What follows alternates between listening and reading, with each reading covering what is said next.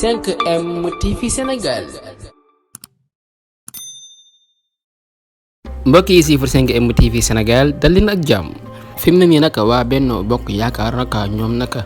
ñoom nag dar nañ seen gémmiñ ci Ousmane Sonko Sénégal yi ni ñu ko bëggee ndax fi mu ne nii fu mu jaar rek mbooloo ma génn mag ak ndaw ñu génn di wane seen mbégte moo xam Touba la ba ci Darou Mokhti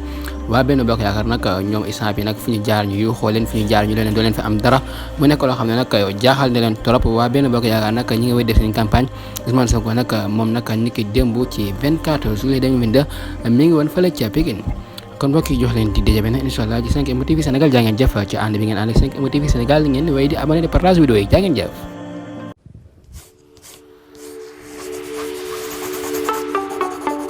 5M TV Sénégal.